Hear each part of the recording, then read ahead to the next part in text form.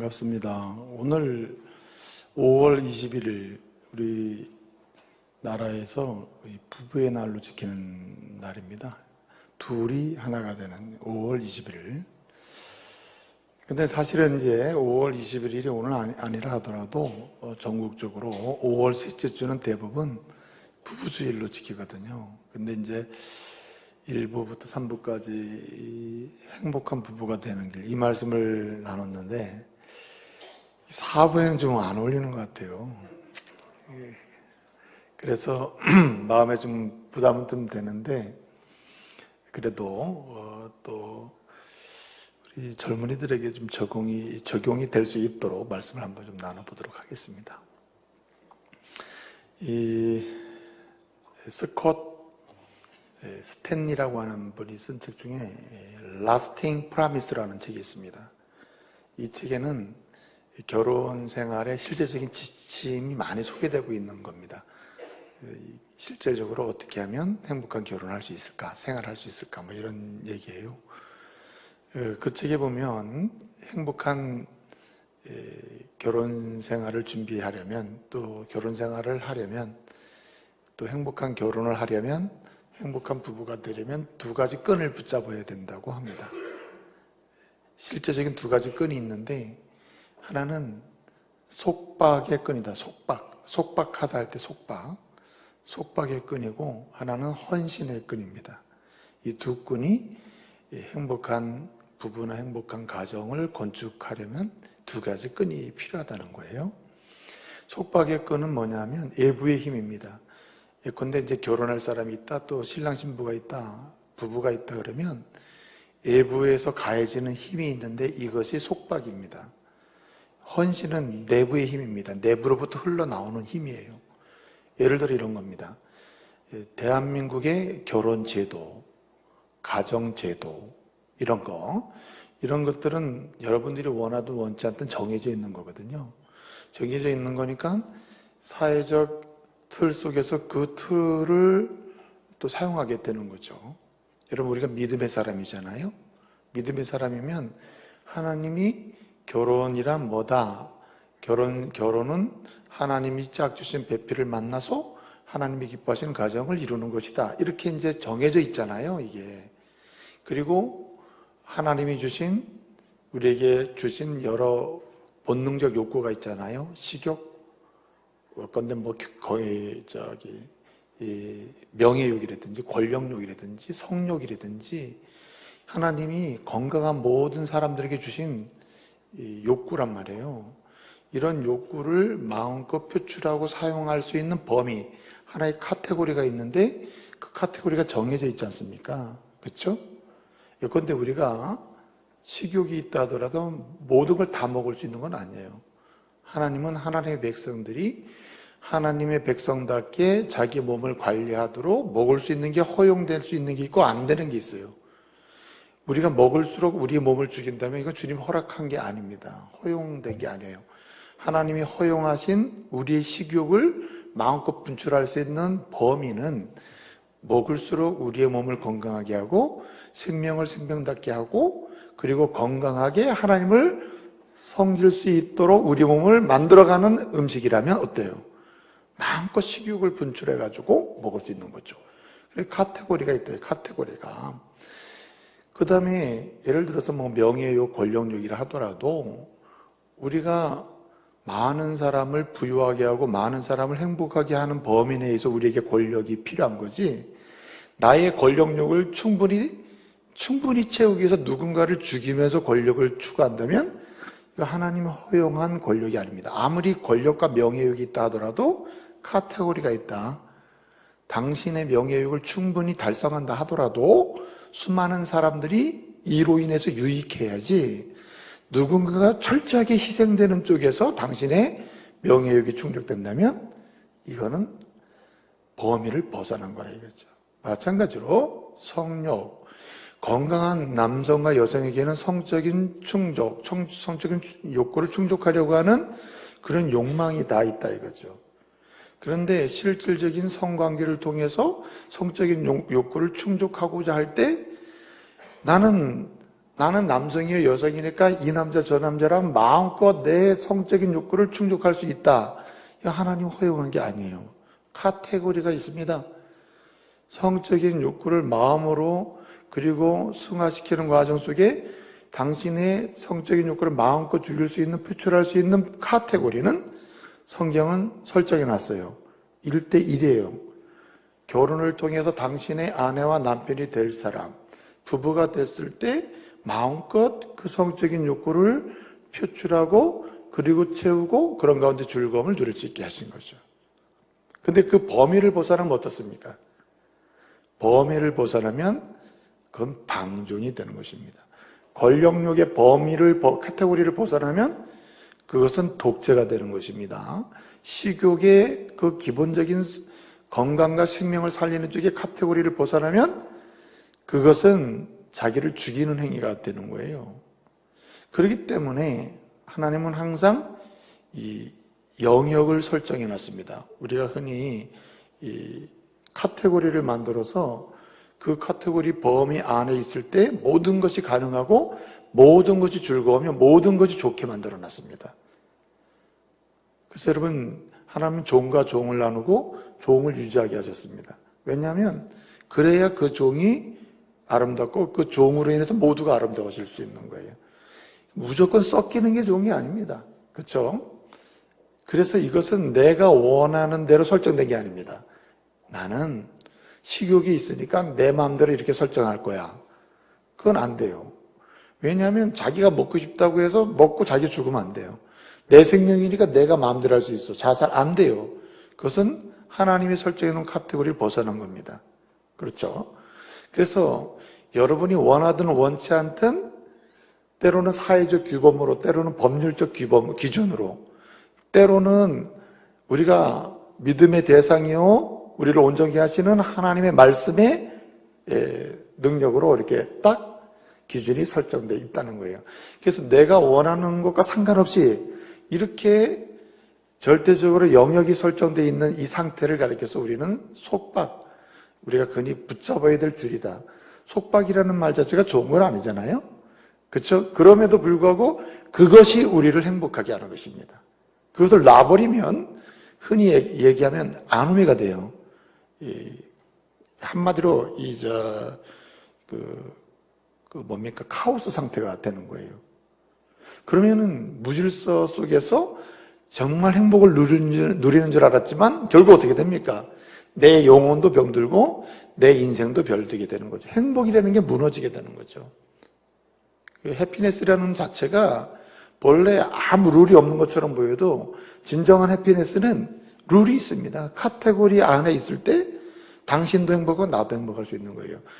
범위를 뛰어넘으면 나와 함께하는 누군가는 울어야 돼요. 예컨대 부부의 범위를 뛰어넘어서 한 남자가 세상 속에서 다른 여성을 상대로 해서 성적인 욕구를 충족하기 시작할 때 나와 함께하는 카테고리 속에 있는 내 아내는 울게 되는 거예요. 아내를 한 가정의 아내가 뛰어넘어서 세상에서 성적인 욕구를 충족하고 있을 때 그 가정의 한 남편은 울게 되는 거죠. 슬퍼지는 거죠. 그래서 속박은 불편한 것처럼 보이지만 절대적으로 모두를 즐겁게 하는 하나님이신 룰이다. 이렇게 볼 수 있습니다. 그래서 스캇 스탠리는 이 줄을 놓는 순간 애초부터 새로운 사랑이나 새로운 신뢰를 시작할 수 없게 될 것이다. 이렇게 되는 겁니다. 그래서 여러분 결혼 생활 하잖아요. 결혼하면 여러분은 결혼이 기대가 됩니까? 안 됩니까? 젊은이들, 결혼 안 하신 분들. 기대가 안 되나 보네. 여러분 기대가 좀 돼야 됩니다. 굉장히 좋아요, 결혼 생활이. 예? 얼마나 좋은지 몰라요. 그러니까 여러분 꿈을 꿔야 돼요. 나도 빨리 결혼해야지. 이런 소망을 가져야 돼요. 결혼해서 행복해. 이런 꿈을 가져야 됩니다. 자, 그런데 이 결혼이라고 하는 제도가 있잖아요. 한 남자, 우리나라 대한민국 말을 해도 한 남자와 한 여자가 만나서 결혼을 해야 가정을 이룹니다. 대한민국 헌법이에요, 이게. 한 남자가 두 여자를, 이건 허용이 안 됩니다. 대한민국 헌법상으로. 법적 기준이에요. 1대1입니다. 1대1인데, 여러분, 결혼을 1대1로 해서 부부가 딱 될 때는 얼마나 뜨겁습니까? 저도 이 결혼식 그 순간까지 갈 때까지 얼마나 뜨거운 불이 타오르는지 몰라요. 정말 좋겠다. 예? 막 그냥 사랑의 불이 타고 막 온갖 상상이 다 되는 거예요. 막 예? 생각해봐요. 얼마나 신비해요, 결혼이라는 게. 예? 정말 상상이 되고 기대가 막 되잖아요. 호기심도 생기고, 예? 얼마나 이게 그렇잖아요. 예? 저는 이 손잡는 것도 굉장히 두려워하는 남성이었어요. 손잡는 것도. 여러분 때는 손잡는 거 아무것도 아닐지 모르지만, 이거 뭐 한번 손잡는 것도 막, 이거 기도 수없이 하고 손을 잡고. 네? 무슨 뭐 저 첫 키스하고 죽는 줄 알았어요. 네? 하나님 이거 괜찮습니까? 그것까지예요. 그것까지. 그리고 막 그냥 결혼이 기대가 되는 거예요. 남녀가 부모를 떠나 연합하여 한 몸이 되는 이게 기대가 되는 겁니다. 야, 어떤 일이 기다리고 있을까? 예? 진짜 저는 결혼식 날 죽는 줄 알아서 야, 이렇게 행복한 거구나. 너무너무 좋더라고. 결혼식을 할 때도 좋고 전날밤을 지낼 때도 좋고 너무너무 좋은 거예요. 여러분 기대하시고 소망하시길 바랍니다. 예? 자, 그런데 이렇게 뜨거운 불이 타올라요. 행복이 불이죠. 근데 여러분 결혼 생활 내내 막 뜨거운 불이 타오릅니까? 가슴이 막 뜨거워가지고 막 보면 어쩔 줄 몰라 합니까? 안 그래요. 사랑이 식을 때도 있고 하향 곡선을 고를 때도 있고 사랑의 상승 곡선을 그릴 때도 있습니다. 변화라는 게 있고 변동이라는 게 있어요. 근데 잘 보세요. 뜨겁고 막 불이 타고 너무너무 좋아요. 근데 어떤 상황에서는 아닐 때가 있어요. 이렇게 사랑이 식을 때가 있다. 식을 때가 있으면 사랑의 회복이 반드시 돼야 되잖아요. 그렇죠? 그러면 사랑의 불이 타다가 다시 식어요. 식어서 회복이 돼야 되는데 회복될 때까지 뭐가 걸려요? 시간이라는 게 존재하거든요. 그러면 사랑이 식었기 때문에 나는 남편의 자리를 떠납니까? 사랑이 식었기 때문에 아내가 아내의 자리를 떠날 수 있어요? 왜 그래요? 이게 속박, 애부적 규범 때문에 못 떠나는 겁니다. 마음이 상해도 항상 결혼의 자리에 머무르는 거예요. 어디에? 가정의 자리로 돌아가요. 속상했다가 나갔다가 또 결국 가정의 자리로 돌아가는 겁니다.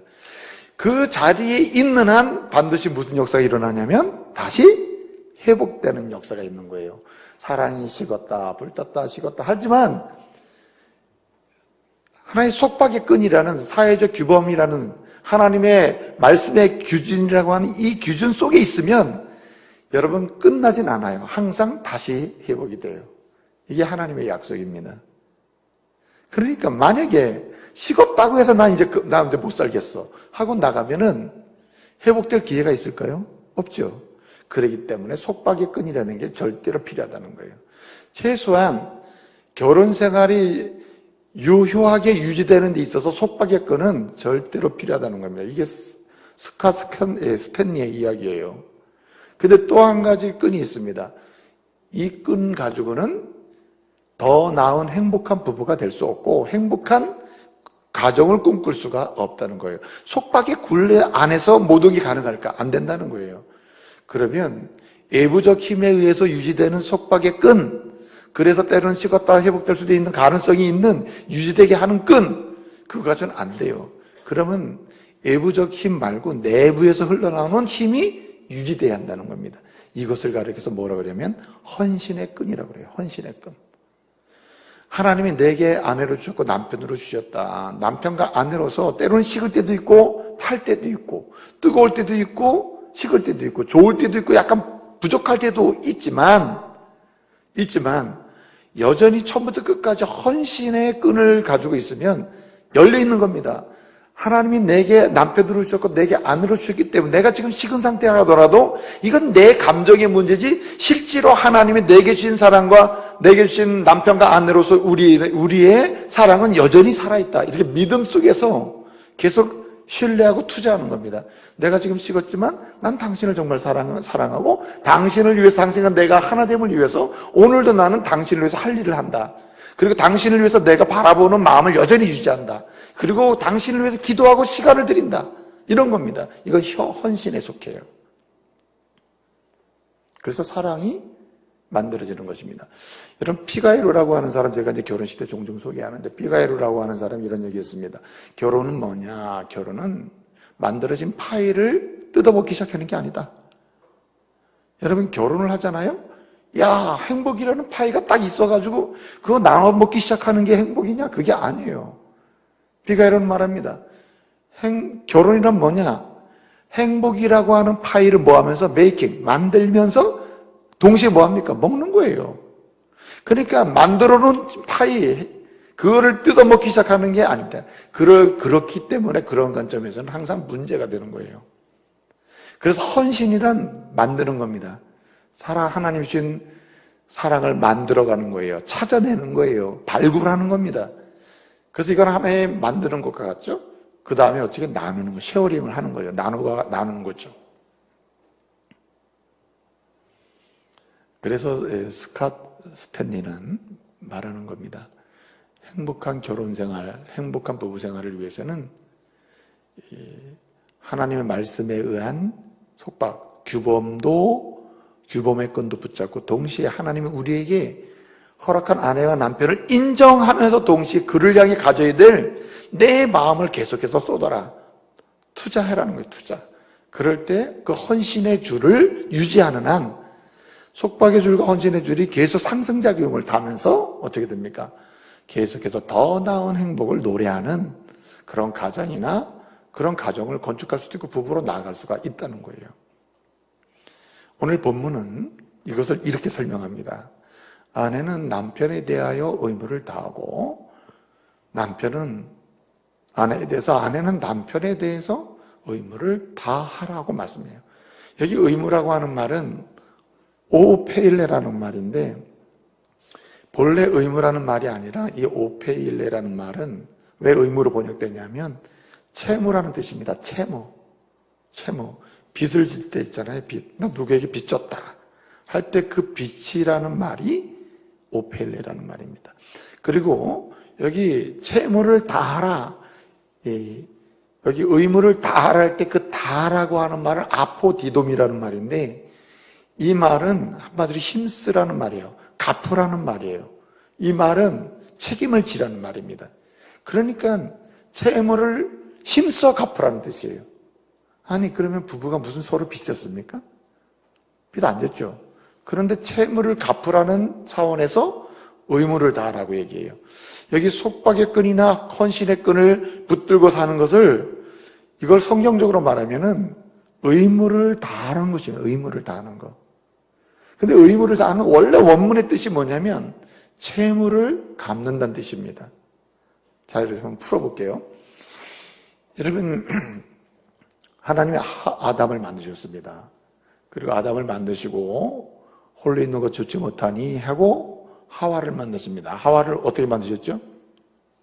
아담에게서 갈비뼈를 빼서 만드셨어요. 그렇죠? 그리고 하와에게 뭐라고 말씀하시? 너는 아담의 뭐가 되라고요? 돕는 배필이 되라고 해요. 돕는 배필.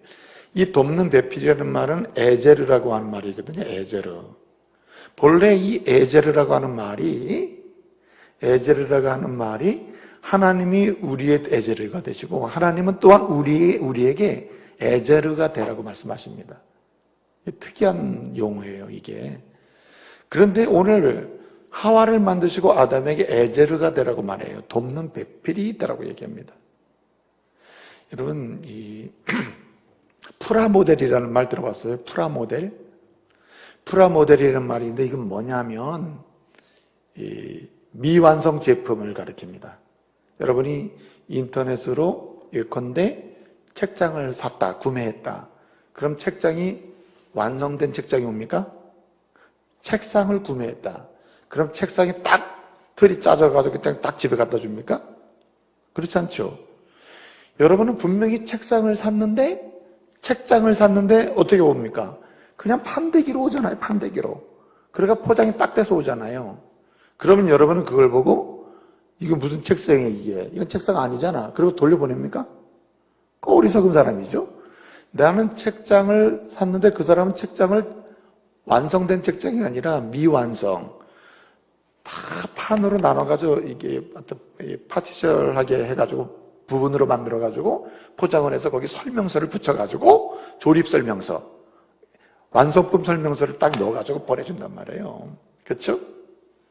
그러면 여러분은 그걸 보고 이거 불량품이다 이러고 조립하기 시작합니까? 아니면 이것은 이 순서대로 조립을 끝까지 참고 인내하고 땀 흘리며 하면 책장이 나온다 이런 믿음을 가지고 합니까? 그렇죠. 저도 이제 조립해 봤거든요. 조립도를 보고 이거 불량품이네, 모양이 왜 이래 이렇게 하는 게 아니라 조립도를 보고 하나하나 조립해 갑니다. 그럼 마지막에 책장이 딱 나와요. 아 진짜 맞구나 이렇게 되는 겁니다. 여러분 이렇게 미조립된 그런 미완성된 제품을 가리켜서 프라모델이라고 그래요. 프라모델. 네? 그러면 이런 프라모델이 왔다고 해서 여러분 이건 작품이 아니야 이럽니까? 아니에요. 그건 작품이에요. 완성품이에요. 그러나 조립을 해나가는 수고를 우리에게 하게 한 거예요. 그러나 여러분 마음에 믿음이 있잖아요. 이건 완성품이 된다. 반드시. 요대로 가면 완성된다. 그리고 완성되는 즐거움이 있다. 땀 흘리는 즐거움이 있다. 야 이건 내가 만드는 느낌이 있단 말이에요. 그렇죠? 그런데 사실 내가 만든 건 아니야. 완성품이 이미 돼 있는 거거든요. 자, 돕는 배필 에셀을 한마디로 남편이 아담이 미완성 제품이에요. 미완성 제품. 한마디로 하나님은 완벽한 설계도를 가지고 있어요. 그런데 누구를 통해서 온전하게 되도록 돕는 배필을 만드셨느냐? 하와를 이렇게 붙여주신 겁니다. 그럼 아내를 통해서 실제로는 완성된 작품이 딱 되게 돼 있습니다. 하나님이 완성해 놓으셔요. 그러나 미완성이야. 누가 있어야 이게 완성되느냐? 아내가 있어야 완성된다는 의미예요, 이게. 그러니까 아내는 남편에게 뭐가 있는 거예요? 아, 이거 좀 이상한가? 얘가 채무가 있는 거예요, 채무가. 남편 것을 내가 가져와서 내가 존재하기 때문에 내가 남편에게 갚아줌으로 남편이 이게 온전하게 돼야 될 채무가 있다니까요. 그러니까 그런 의미예요, 이 원문 자체가. 그렇게 됨으로써 하나님은 프라모델로 우리를 만들어 놓으셨습니다. 이 프라모델은 성경에 나오는 말은 아니고 시중에 쓰이는 말인데 내가 예를 들어 설명하는 거예요. 그렇기 때문에 아내와 남편은 만났을 때 결혼하기 전까지는 뜨거우니까 안 보이잖아요. 단점도 안 보이고 약점도 안 보이잖아요. 막상 결혼해서 살아보니까 이거 어떤 느낌이 드냐면은 마치 책장을 시켰는데 판대기가 되어 와 있는 거야. 그리고 여러분 느낌이 어떻게 하면 좀 기분 나쁜 아내와 남편은 뭐라냐? 이거 불량품이다, 이 남자 이거. 이 불량품이야. 이 여자 불량품이네. 그리고 더 이상 못 살겠다 그냥 버린단 말이에요. 완성되기도 전에. 이러면은 안 된다는 거예요. 그래서 끝까지 의무를 다하면 뭐가 나오느냐? 사랑의 제품이 나와. 부부의 제품이 나와요. 남편의 제품이 나오고 아내의 제품이 나온다는 거예요. 이것을 누가 만들어주는 거냐면 누가 만들어요? 하나님이 만드십니다.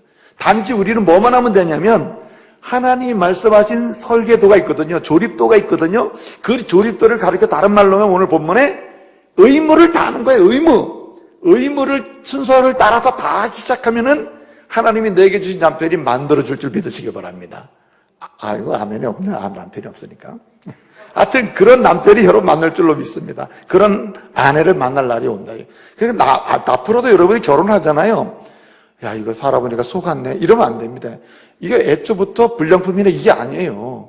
만들어지게 돼 있습니다. 단지 무슨 속으로 해야 되냐면 하나님이 주신 조립도에 따라서 땀을 흘리면서 막 드라이버도 돌려보고 그 다음에 또 이렇게 맞춰서 보고 세워도 보고 해야 돼요. 그런 수고가 따라야 된다는 거예요. 이것이 뭐 하는 거냐? 의무를 다하는 거예요. 아멘? 여러분 결혼하신 분들, 여러분의 남편, 여러분의 아내, 하나님이 완벽하게 하나님의 성품을 따라서 닮아가도록 그렇게 만들어 놓으신 줄 믿으시길 바랍니다. 기대하고 가야 돼요. 기대하고. 네? 그래서 의무를 다해. 자, 의무는 뭘까요? 의무는 조건이 아닙니다. 의무는 명령이에요. 명령. 여러분 조립도를 갖다 놓고 타인이 뭘 해주길 기다립니까? 내가 어떻게 하는 게 문제지. 안 그래요? 이것은 내가 할 일이지 상대에 따라서 내가 할 일이 달라지는 게 아니에요. 남편이 이렇기 때문에 나는 이럴 수밖에 없어. 이건 말이 안 된다는 거예요. 의무란 뭐냐? 상대가 아내나 남편이 어떻게 하든 간에 내가 지금 해야 될 일이에요. 그러면 아내는 아내대로 남편은 남편대로 반드시 그 자리에 나간다는 거예요. 신비하지 않습니까? 난 이 말씀 준비하면서 진짜 신비하다. 너무너무 신비하다. 근데 내가 이런 말을 하면은 다른 사람은 뭐 신비인 것 같지 않다고 생각하는 것 같아요. 저는 말씀을 연구하면서 진짜 신비하다. 예? 실망하지 말아야 되는구나. 결혼 생활에서 절대 실망할 일이 아니구나. 하나님이 결국 만들어내시는구나. 네? 내 수고를 전혀 몰라주는 것처럼 보일 수 있어요. 아내가 남편의 수고를 몰라주는 것처럼 보일 수도 있고 남편이 아내의 수고를 몰라주는 것처럼 보일 수 있어요.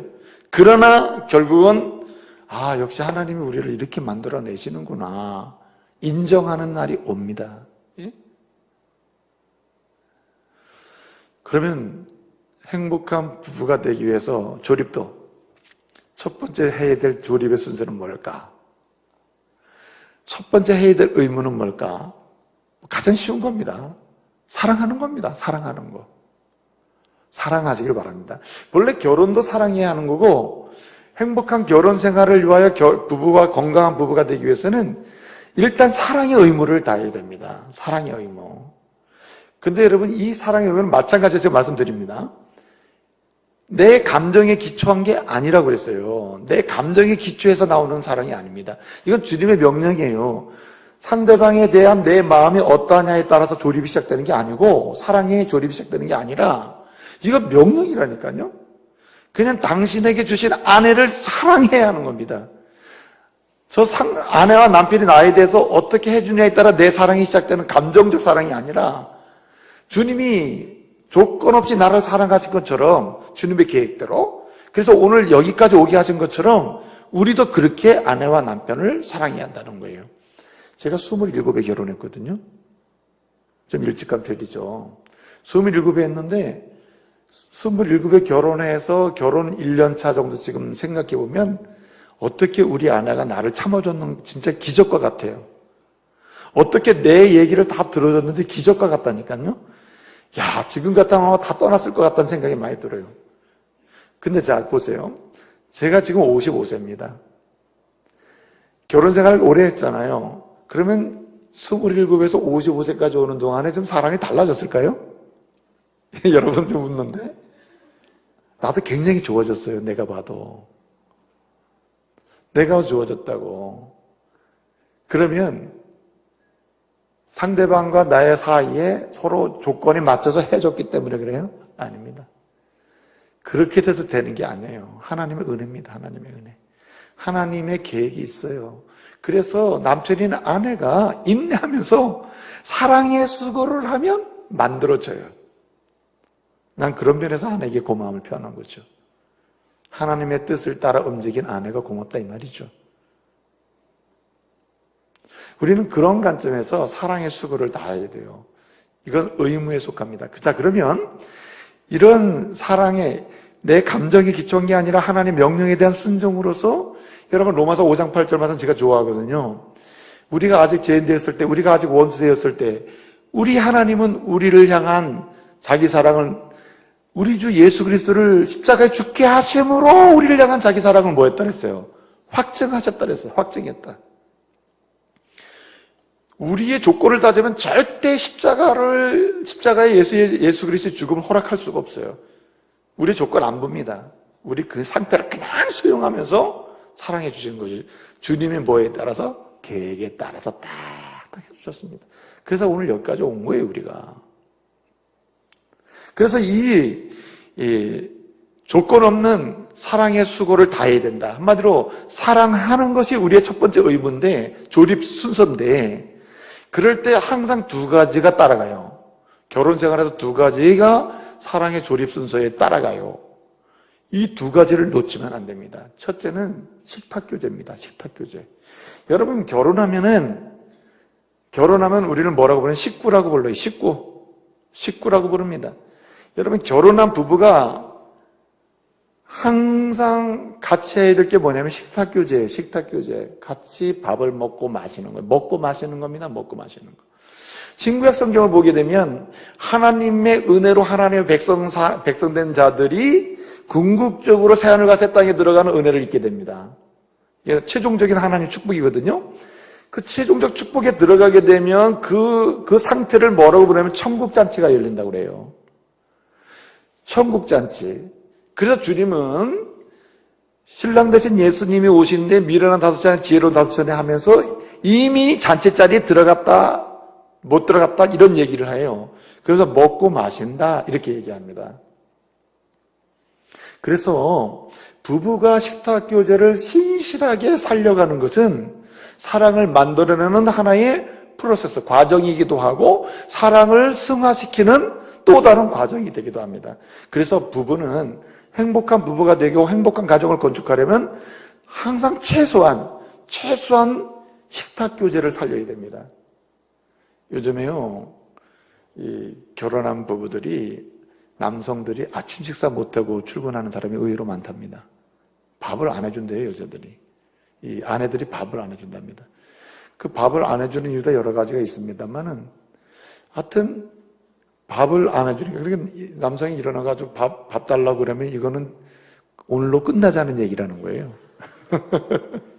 그래서 밥 달래 소리 하는 남성은 건강한 남성이 아니고, 이렇게도 막 이렇게 얘기한다는 거죠. 근데 밥 달라기 전에 하나님의 행복한 가정을 건축하기를 소원하는 아내요, 남편이라면, 누가 출근하고 누가 쉼을 갖는 사람인지는 모르지만 서로가 뭐 해야 되느냐? 식탁을 충분히 아름답게 차려서 교제해야 됩니다. 그게 굉장히 중요한 부분에 속한다는 거예요. 먹고 마시는 것. 이게 굉장히 중요합니다. 여러분, 요즘에 어떤 부분은 이런 데잖아요. 여보, 밥 차려놨으니까 먹고 가세요. 그리고 자기 침대에 들어가서 계속 자는 거야. 아내가. 아침 피곤하시니까, 아내가. 예? 그래서 남편은 차려놨으니까 가서 보면 맨날 있던 반찬. 어떤 사람은 공국을 끓여가지고 한 달 내내 공국만 퍼준대. 공국 먹으라고. 이게 건강에 좋다고. 아무리 좋은 것도 그것도 하루 이틀이지 계속 먹으면 그게 돼요? 안 되잖아요. 예? 저는 이렇게 교회에서 사역하다 보면 밥을 시켜 먹게 되거든요. 근데 이게 돈을 아끼려고 이제 하면 항상 5,000원짜리 순두부 먹게 돼요. 5,000원이 제일 싼 거예요. 밥으로는. 그래서 5,000원짜리 순두부를 먹으니까 이것도 한 3번 먹잖아요. 4번, 5번 넘어가면 진짜 못 먹겠어요. 그렇지 않아요? 그것도 어떻게 적당히 먹어야지. 그런데 그렇게 그냥 계속 끓여가지고 그냥 아침에 일어나서 눈 비비면서 포석이는 놓고 밥 차려놔서 먹고 가라고. 그리고 자기 혼자 들어가서 잠을 자고, 그 남편은 혼자서 꾸역고 혼자 밥을 먹고, 그리고 또 인사 안 하고 가면 야단 맞는잖아요. 여보, 나 갑니다. 방문 열고 인사하고. 그리고 회사 간다잖아요. 여러분, 이런 것이 얼마나 부부의 신뢰와 사랑을 무너뜨리는지 모르는 거예요. 그래서 여러분, 식탁교제는 꼭 같이 밥을 먹는 것도 중요하지만 같이 함께 하는 게 중요해요. 그래서 함께 교제라는 겁니다. 밥상을 차려서 내가 아침은 같이 못 먹지만 대화하는 거죠. 그래서 제가 밥 먹을 때 항상 우리 아내를 끌어다 앉혀놓습니다. 앉으라고. 그리고 아내가 계속 질문해요. 오늘 첫 번째 신방은 어디입니까? 첫 번째 상담은 누구입니까? 어디 가십니까? 오늘 스케줄 중에 제일 중요한 사람이 누굽니까? 제일 힘들어하고 아픈 사람이 누굽니까? 이렇게 막 물어요, 아내가.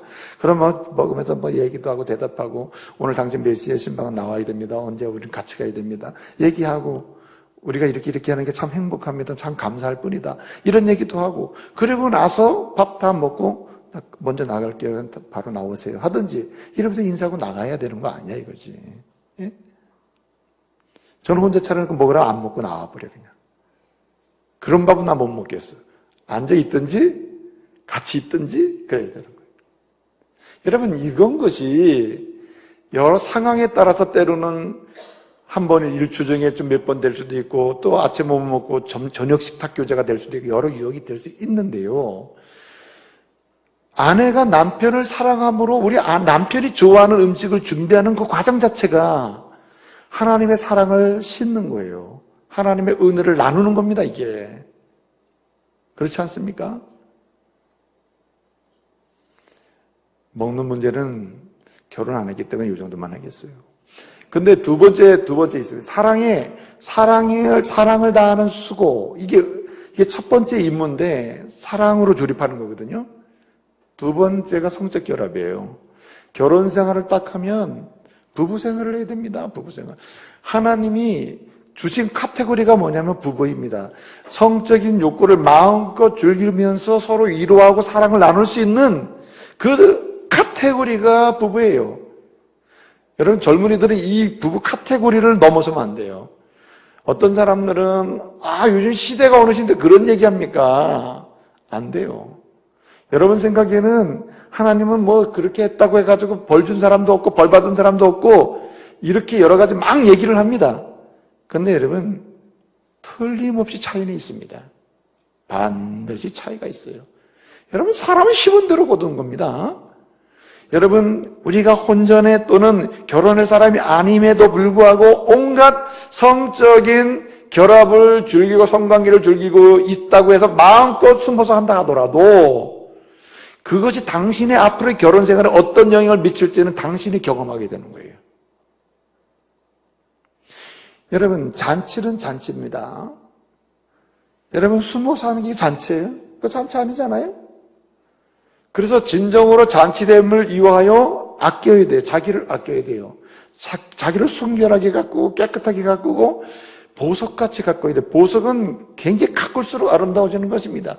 보석이란 세상 속에 던져질수록 더러워집니다. 보석은 가꿀수록 아름다워집니다.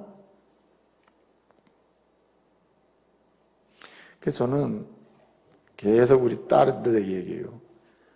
순결은 자기가 가꿀수록 귀한 것이다. 그래야 하나님이 좋아하시고 그 결과는 기가 막힌 감격을 누리게 될 것이라고 계속 얘기합니다. 아빠 엄마는 뭐 너무 보수예요, 뭐 이렇게 말할 수도 있겠죠. 근데 우리 딸은 안 그래요. 아빠 엄마의 말씀이 맞을 거라는 확신을 가지고 있어요. 말씀이니까. 네? 그래서 여러분, 청년의 때, 저도 청년의 때를 지나봤지만 얼마나 이게 불이 탑니까? 예? 막 그냥 손잡고 끌어안고 싶고 뭐 여러분 다 그랬지. 내가 연애를 해보니까 그렇더라고. 근데 이게 얼마나 청년의 때 절제하기가 어려운지 몰라요. 그럼에도 불구하고 나는 하나님의 아들이다, 나는 하나님의 딸이다, 그리고 절제하면서 상대를 희히 여기는 겁니다. 함부로 취급하지 않는 거죠. 네? 그리고 귀하고 아름다운 그리고 결혼의 범위 내에서 허락되는 이런 성적인 결합의 아름다운 선물을 정말 아름답지 않는 곳에서 그냥 그렇게 던져버리는 이런 사람 되지 말자. 준비하고 그래서 결혼식을 딱 맞은데 얼마나 감동적인지 몰라. 너무 행복한 거예요. 그리고 지금도 저는 그걸 귀하게 여깁니다. 근데 여러분 보세요. 오늘 본 말씀에 아내는 남편을 향하여 남편은 아내를 향하여 의무를 다할 때 이거 의무의 본질 중에 하나가 뭐냐면 사랑의 의무인데 사랑의 의무의 기준에 뭐가 들어가 있냐면 순결한 성적인 결합이에요. 한마디 순결한 부부생활입니다. 그럴 때에 하나님은 신뢰와 사랑의 깊이를 충분히 넓게 체험하게 하시는 거예요. 우리 젊은이들 지금까지의 삶이 어떠든지 간에 앞으로 여러분 자신을 아주 고귀하게 다루시길 바랍니다. 여러분 보석과 같은 존재라니까요. 굉장히 귀한 사람들이 여러분들이 보통의 사람들이 아니에요. 여러분들은 하나님이 그렇게 다루시기를 원하신다고요. 그러니까 여러분은 여러분을 스스로 보물로 보석으로 잘 갖고 나갈 필요가 있어요. 그리고 누군가 하나님이 배우자로 딱 결혼의 자리로 나갈 때 난 정말 당신의 보석이 되기를 원했고 이렇게 준비를 했다고 당신의 인생을 남편에게 아내에게 맡기고 연합될 때 여기에는 많은 문제를 극복할 수 있는 힘이 나와요. 통계적으로 보면 혼전에 수없이 정말 아름답지 못한 곳에서 정말 이런 성적인 결합을 끊임없이 나눴던 사람이 결혼 생활에 들어가잖아요. 한마디로 남편을 아내를 귀하게 여기지 않는답니다. 막상 결혼 생활해 보니 매일의 삶 속에서 무슨 성적인 생활로 사는 것도 아니고 살아보니 이게 그게 아니거든요. 막상 결혼 이전에 즐겼던 그 삶이 모든 게 아니라는 걸 경험하게 되면 남편이 아내가 우스워지기 시작해요. 그러니까 높이 귀하게 존귀하게 여기질 않는다는 거죠. 그러나 여러분 보세요.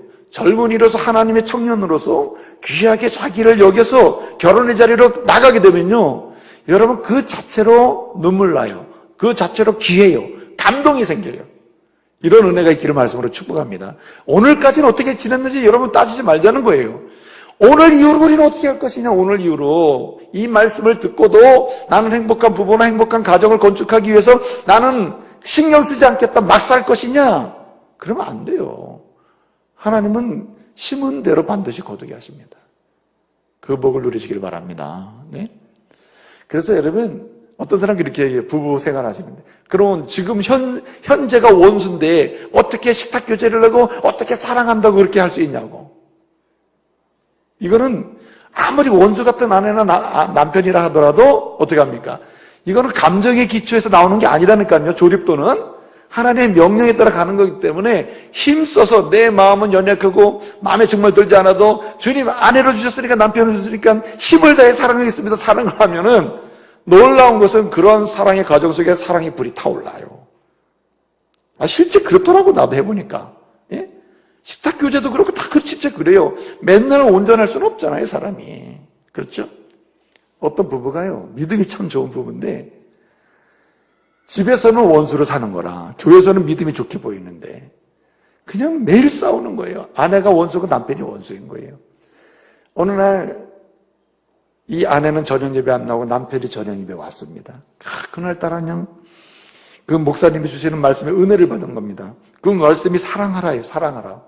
은혜를 받고 그렇구나. 이렇게 원수로 살면 안 되겠구나. 그날 저녁에 그냥 아내를 깊이 사랑했어요. 그래서 이 아내가 감동을 받고 어떻게 이렇게 마음이 바뀌어도 나를 이렇게 사랑하고 나를 용납하고 이렇게 하냐고. 그리고 잘 우리 하나님 행복한 가정을 건축해보자고 하냐고. 오늘 무슨 말씀을 들었기에 은혜를 받고 왔냐고. 진짜 나 오늘 은혜 받았어. 여보 무슨 은혜 받았길래 그러냐고.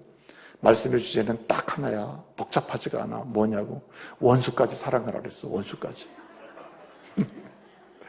그래가지고 그 원수까지도 사랑해라. 싫어도 원수까지 사랑하라. 그 말씀 가지고 그냥 그 말씀 은혜 받고 와가지고 그냥 원수, 당신은 원수야 지금. 원수 같은 왼수 같은 아내요 남편이요. 그러나 나는 사랑해. 그래 그냥 사랑했더니 하나님 그날 밤에 하루가 지나는 과정 속에 다 회복시키신 줄로 믿습니다. 다 회복의 역사가 일어나는 거죠.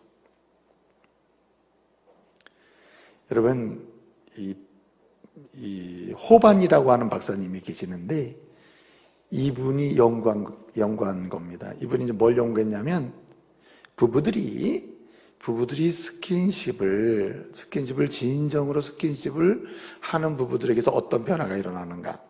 예컨대 출근하는 남편에게 계속해서 포옹을 하면서 아내가 키스를 해줄 때 키스하면서 인사하며 내보낼 때 이 남편의 인생이나 아내의 인생에 어떤 변화가 일어나는지에 대한 조사를 했습니다. 호반이라는 사람이. 근데 실제 조사를 해서 봤는데 놀라운 변화가 일어난 거예요. 오랜 시간 이제 조사를 했는데 출근할 때 남편이나 아내 같은 배우자에게 키스를 하면서 포옹하면서 이렇게 인사를 하고 보내잖아요. 그래서 계속해서 그런 오랜 시간 인생을 보냈을 때 남편의 평균 수명이 5년입니다. 5년. 평균 수명이 5년을 더 산다는 거예요. 일반적으로 조사를 해보니까. 이 얘기 듣고 어떤 사람은 지금부터 내가 키스하지 말아야지. 그런 사람도 있다는 거지. 이거 왜 괜히 더 살게 할 필요 뭐냐. 근데 어떻든 간에 5년을 더 산다는 거예요. 그 다음에 예컨대 직장 생활 하다 보면 결근할 때도 있잖아요. 결근율이 50% 이상 탁 줄어든대요. 그 다음에 수입 있잖아요. 생산성이 높아져가지고 25% 이상의 수입이 더 늘었대요. 장기적으로 보게 되면.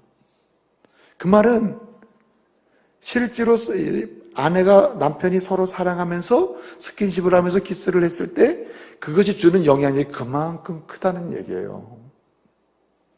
그래서 여러분 부부의 특권을 마음껏 활용하는 남편의 아내가 되어야 됩니다. 예? 나도 내일부터 키스해달라를 그래. 얼마나 좋습니까? 이것은 굉장히 부부의 특권 중에 속하기 때문에 그렇게 귀하게 사랑의 의무를 다할 때 여간한 문제는 다 풀리게 돼 있다는 거예요. 다 풀린다는 겁니다. 한 가지는 또 두 번째 조립도가 있습니다. 두 번째 조립도는 비전을 공유하는 겁니다. 한마디로 이것은 소망의 의무인데, 소망. 부부에게는 하나님이 같은 소망을 가지고 살도록 은혜를 주십니다. 그렇기 때문에 남편을 온전하게, 아내를 온전하게 좋은 행복한 부부가 되려면은 두 번째 조립도는 뭐냐면, 두 번째 해야 될 의무는 뭐냐면 소망을 공유하는 겁니다. 한마디로 꿈과 비전을 공유하는 거예요. 여러분, 그 두 부부의 꿈이 무엇입니까? 우리는 5년 뒤에 50평짜리 아파트 사는 거 이런 식으로 가잖아요. 아파트 산 다음에 문제가 더 커져요. 행복하지가 않은 겁니다. 막상 사놓고 보면. 근데 정말 믿음의 사람들이 행복한 부부, 행복한 가정을 건축하려면은 비전과 꿈을 공유해야 됩니다. 여러분이 가정에 대한 책이나 이런 책을, 원서를 보게 되면 영어로 objectives라는 단어가 있고요, goal이라는 단어가 있습니다. 그러면 똑같이 이게 다 목적, 목표와 관련된 얘기들이거든요. 근데 그 되게 원서를 읽다 보면 objectives라는 말은 목적이라는 말이고 goal이라는 말은 목표에 속해요. 그러니까 부부가 행복하려면은 어떤 의무를 다하냐면 하나님의 말씀에 따라서 궁극적인 삶의 목적을 가지고 있어야 돼요. 목적을 가지고 있을 때 행복하다는 말입니다. 이건 의무에 속해요. 목적이 없으면 목표도 생기지 않습니다. 우리 부부의 궁극적인 목적은 이런 부부로 남는 것이다. 마지막 우리가 인생 여정 마감할 때 우리 이런 부부로 마감하자. 이런 부부로 하나님께 영광을 돌려 천국 가자. 그런 목적과 비전을 가지고 있으면 중년의 때에, 노년의 때에, 아니면 청년의 때에, 젊은이 때에, 30대 부부 생활할 때에 뭐가 있습니까? 골이 있는 거예요, 골. 올해의 목적이 있으면 매달의 목표가 있는 거죠. 이것을 공유하는 부부가 돼야 한다. 이거는 의무에 속한다, 의무. 근데 이런 비전과 꿈을 공유하지 못할 때 결정적인 순간에 상처가 많고 트러블이 많고 함께 할 수 없는 그런 싸움이 일어나기 시작한다는 겁니다. 이걸 쉬운 말로 뭐라고 그러냐면 기도 제목을 공유한다, 이렇게 볼 수 있습니다. 기도 제목을 공유한다. 여러분, 우리가 가져야 될 의무 중에 하나가, 힘써 행해야 될 의무가 뭐냐면 아내의 기도 제목을 내가 알고 있어야 되고 내 기도 제목을 아내가 알아야 되는 겁니다. 아내의 소망이 무엇이고 남편의 소망이 무엇이며, 그래서 우리의 두 부부의 소망은 무엇인지에 대해서 계속해서 이야기를 나누고, 그것이 뭐가 되어야 됩니까? 기도의 제목이 되어야 한다, 이 말이죠. 그럴 때 행복한 부부로 나갈 수 있다는 말입니다. 그 의무에 속해요. 그래서 여러분, 오늘 고린도전서 7장이거든요. 1장부터 6장까지는 고린도 교회가 분란이 일어나고 도덕적 무질서가 있어서 어려움이 있었다는 얘기예요. 그래서 바울은 뭐라고 얘기하냐면 말씀을 쭉 주면서 이런 얘기합니다. 그러므로 여러분, 믿음 안에서 하나님의 주시는 소망을 품고 한 마음으로 가세요, 이런 얘기합니다. 6장까지. 그래서 6장 마지막 절 보면 6장 20절인데요. 너희는 값으로 산 것이 되었으니 너희 몸으로 하나님께 뭐하라? 영광을 돌리라고 했습니다. 7장 앞에 바로 보면, 1절 앞에 보면. 그게 무슨 얘기입니까? 다 해야 될 의무 중에 하나가 아내와 남편은 서로에 대해서, 그리고 함께 뭐 해야 되냐면 기도 제목을 공유해야 돼요. 꿈을 공유해야 되고 비전을 공유해야 돼요. 그리고 때를 따라 목표를 공유해야 돼요. 이번 주에 여보, 우리가 하나님 앞에 무엇을 구할까? 이번 때는 하나님께 어떤 기도 제목을 가지고 매달려 볼까?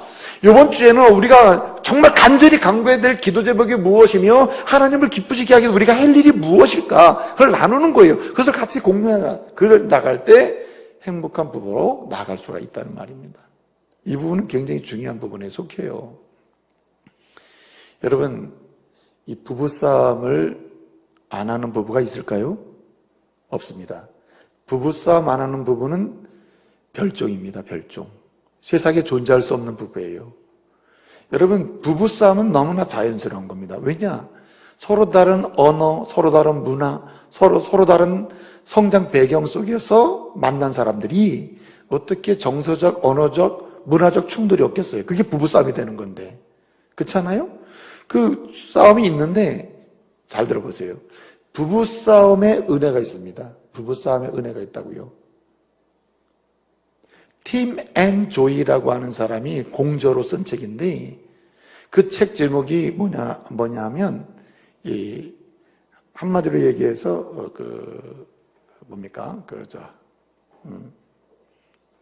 Lasting Promise라는 책이에요. Lasting Promise. 그 Lasting Promise라는 책인데 이 책은 어떤 이야기가 들어있냐면 한마디로 좋은 결혼, 아름다운 결혼을 위해서 어떻게 우리가 해야 되느냐. 부부싸움엔 은혜가 있다. 죄송합니다. 부부싸움의 은혜네. 부부싸움의 은혜. 제가 스캇 스탠리 책이 라스팅 프라미스고 이렇게 있죠. 팀앤 조이가 쓴 책이 뭐냐면 부부싸움의 은혜라는 책이야. 진짜 엉뚱한 소리를 했네.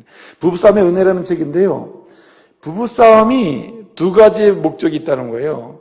어떤 사람은 부부싸움을 통해서 은혜 받는 부부가 있고 어떤 사람은 부부싸움을 통해서 점점 멀어져서 헤어지는 부부가 있다는 거예요.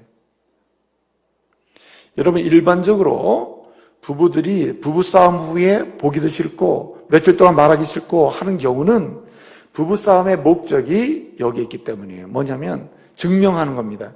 나는 옳고 당신은 틀렸다는 걸 부부싸움을 통해서 증명하는 거예요. 증명하기.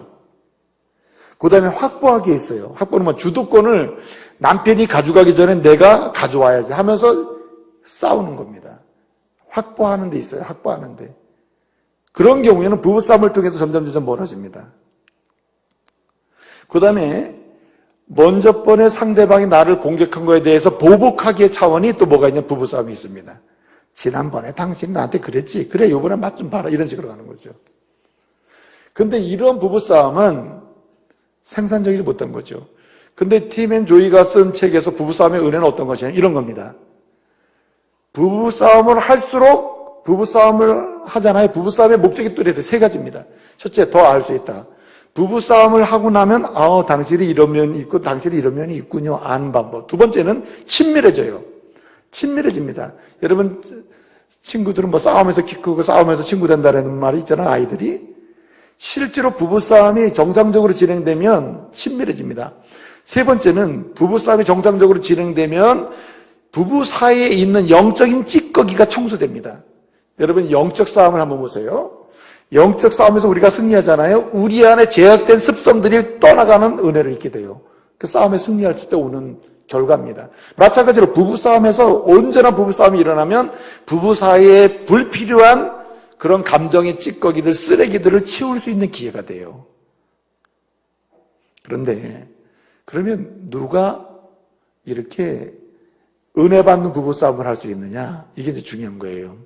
오늘 바로 공유하는 부부입니다. 두 번째 의무를 다하는 부부예요. 한마디로 비전과 꿈을 공유하는 부부는 싸워도 어디로 가느냐? 더 알 수 있고 더 친밀하고 찌꺼기를 치울 수 있는 은혜를 받는 부부싸움을 할 수 있다는 거죠. 그래서 이 두 번째 이 조립도를 완성하려면은 이 부부싸움의 방식을 자꾸 이제 바꿔 나가는 연습을 이제 많이 해야죠. 그거는 여러분 나중에 좀 기회 되면 말씀드리고 싶고요. 마지막 한 가지 꼭 드리고 싶은 말씀은 오늘 본문 말씀 보게 되면 기도할 틈을 얻기 위하여 합의상 심폰 후 합의상 뭐 하라 그랬습니까? 분방할 수 있다. 그러나 빨리 합쳐라 그랬습니다. 이 말씀 속에는 굉장히 중요한 의미가 있어요.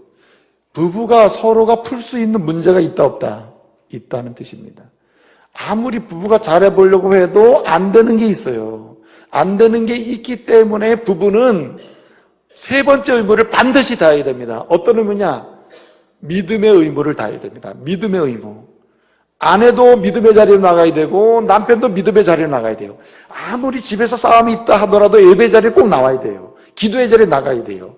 가정 예배 자리 지켜야 됩니다. 오늘 우리가 늘 가정 예배 드렸지만 오늘은 너무너무 심하게 싸웠으므로 오늘은 가정 예배로 쉬는 날이다. 이러면 안 되는 거예요. 아무리 부부가 싸웠다 하더라도 주님께 약속된 가정 예배, 목요일 저녁 7시 이렇게 됐다. 그럼 그 가정 예배 자리를 나가야 돼요. 믿음의 자리를 지키고 있을 때 우리는 행복한 가정을 건축할 수 있는 기회를 갖게 된다는 말입니다. 그래서 이 부부가 믿음의 자리를 지키는 것만큼 중요한 게 없다. 그래서 여러분, 이 믿음의 자리를 지킨다는 말은 하나님 앞에 둘이 동일하게 선다는 의미가 있어요. 부부가 믿음의 자리로 나가지 않으면 마주보게 되잖아요. 이거는 안 된다는 거죠. 누구를 바라보고 있어야 되나? 둘이서 하나님을 봐야 된다. 그래야 모든 문제는 풀릴 수 있고 길은 보이기 시작한다는 거죠. 여러분, 전도서 4장 11절 말씀 보게 되면 이런 말씀이 있습니다. 두 사람이 누우면 어떻다 그랬어요? 예? 두 사람이 누우면 따뜻하겠느냐? 한 사람이면 어찌 따뜻하랴? 전도서 4장 12절은 이렇게 연속됩니다. 한 사람이면 패하겠거니와 두 사람이면 맞설 수 있나니? 라고 말합니다. 그럼 결론은 어떻게 내려야 되죠? 두 줄은 끊어지지 않는다. 이래야 되는 거 아닙니까? 그런데 전도서 4장 11절 두 사람이 누우면 따뜻하려냐 한 사람이면 어찌 따뜻하랴? 질문하고 12절에서는 한 사람이면 패하지만은 두 사람이면 어찌 패할 수 있겠느냐? 이길 수 있다. 이렇게 말합니다. 그런데 결론은 두 줄은 끊어지지 않는다. 이러지 아니하고 뭐라 그랬어요? 삼겹줄은 끊어지지 않는다. 세겹줄은 끊어지지 않는다 그랬습니다. 그럼 세겹줄은 누굴까요? 신랑 하나, 신부 하나, 그 다음 마지막 뭐예요? 주님이신 줄 믿으시길 바랍니다. 그래서 신랑, 신부 하나의 줄이 반드시 들어와야 돼요. 믿음의 줄이 들어와야 돼요. 하나님 줄이 들어와서 같이 꽈야 끊어지지 않는 결혼의 줄이 꽈지는 거예요. 그럼 행복해지는 거죠. 이제 말씀을 마치겠습니다. 이 피닉스라고 하는 사람이 있었습니다. 이 사람이 유명한 독일의 사회학자인데 이 사람이 쓴 책 중에 고전 중에 고전인데 꼭 읽어보면 좋은 책이에요. 책 중에 어떤 책이 있냐면 게마인샤프트 게젤샤프트라는 책이 있어요. 게마인샤프트 우드 게젤샤프트라는 책이 있습니다. 게마인샤프트라는 말은 공동사회라는 말이고 게젤샤프트라는 말은 이익사회라는 뜻입니다. 그래서 공동사회와 이익사회라고 하는 책을 썼습니다. 그러면 공동사회는 뭐냐? 공동사회는 이익을 추구하는 게 아니에요. 뭐냐면 자기가 선택한 것도 아니에요. 자기가 태어나 보니까 그 자리에 있는 거예요. 이게 게마인샤프트예요. 이게 한마디로 가정이라는 것입니다. 가정. 여러분, 내가 선택해서 가정을 만들었습니까? 아니잖아요. 태어나 보니까 가정이네. 만나서 결혼해 보니까 우리 가정이 생겨버렸어요. 그 다음에는 어떻게 벗어날 수가 없잖아요. 여기에는 내가 내 의지로 가입하고 탈퇴할 수 있는 개념이 없습니다. 그런데 이 게젤사프트라고 하는 이 이익사회는 내가 가입할 수도 있고 탈퇴할 수도 있습니다. 내가 원하면 들어갈 수도 있고 나올 수도 있는 거예요. 근데 여러분, 문제는 뭐냐면 제가 지금 말씀드리려고 하는 것은 오늘 이 시대의 가정들이 잠깐만 깨지는 이유가 어딨냐면 가정에서 원래 하나님이 세우신 가정은 게마인샤프트예요. 공동사회입니다. 이건 이익을 추구하는 사회가 아닙니다. 이것은 나누고 사랑하는 사회이지. 그런데 남편도 아내를 볼 때 돈이 되느냐 안 되느냐 이렇게 보는 겁니다. 그 다음에 아내도 남편을 볼 때 어떻게 봅니까? 이 사람이 정말 돈을 벌 수 있는 사람이냐 이렇게 보는 거예요. 그래서 상대방을 통해서 이익을 얻으려고 하는 순간에 게마인샤프트, 한마디로 공동사회, 하나님이 거룩한 사회가 뭘로 바뀌냐면 이익사회로 바뀝니다. 거기서 살인이 일어나고 거기서 분노가 일어나고 헤어짐이 일어나고 깨어짐이 나는 거예요. 그래서 여러분, 가정은 하나님이 애초에 만드신 공동사회예요. 따뜻한 사회입니다. 하나님의 사랑을 맛볼 수 있는, 하나님의 그림자를 경험할 수 있는 그런 아름다운 공동체입니다. 그렇기 때문에 남편과 아내는 자녀들에게는 중요한 하나님의 대리자이기와 동시에 두 사람은 한 몸으로서 정말 최상의 행복을 추구해야 됩니다. 오늘 결혼하신 믿음의 가족들, 다시 한번 행복한 부부, 행복한 가정을 건축할 수 있기를 바라고요. 우리 젊은이 여러분, 이런 꿈을 가지고 여러분 자신을 보석같이, 팀회라는 말이 있거든요. 보석인데 팀회가 되시길 바랍니다. 아주 보석같이 취급해서 여러분 귀하게 만들어 놓으시길 바랍니다. 그리고 결혼의 그날에 행복한 잔치를 경험하는 여러분 되시기를 바랍니다. 아멘? 아멘 안 해요? 마치도록 할게요. 에라스무스라는 사람 들어봤어요? 에라스무스? 에라스무스라는 사람이 중세 신학자이고 철학자이고 사상가인데 그 사람이 쓴 책 중에 대화집이라는 책이 있습니다. 대화집. 대화집에 보면 주제별로 이제 이런 파트가 있는데 결혼이라는 파트가 있거든요. 결혼이라는 주제의 글이 있습니다. 그 속에 보면 두 여인이 대화하는 이야기가 거기 이제 기록이 되어 있습니다. 두 여인 다 결혼한 여자인데 한 여인이 얘기합니다. 우리 남편은 게으르고 우리 남편 틀렸어. 우리 남편 틀려먹고 우리는 악하고 우리 남편은 문제야. 우리 남편 성격도 아니야. 우리 남편이 진짜 문제야. 이런 식으로 계속 남편을 비난하는 거예요. 그 얘기를 다 들은 한 어진 여인이 남편을 둔 여인이 어진 여인이 이렇게 얘기합니다. 그래 힘들겠다. 참 힘들겠다. 그러면서 마지막에 이런 얘기를 합니다. 야 그런데 우리는 뭐 했어요? 결혼했잖아. 그러면서 말합니다. 네가 그렇게 비난하고 따지고 뭐하고 우리 남편 왜 그러냐 저러냐 이 말은 지금 하면 안 돼. 언제요? 결혼 전에 했어야 돼. 결혼 전에 따지고 깐깐하게 굴었어야 돼. 그런데 지금 뭐 했어? 우리는 결혼했잖아. 비난할 시간이라면 차라리 뭐 하자? 축복하자는 거예요. 축복하자. 그러면 남편이 발전할 게 아니냐.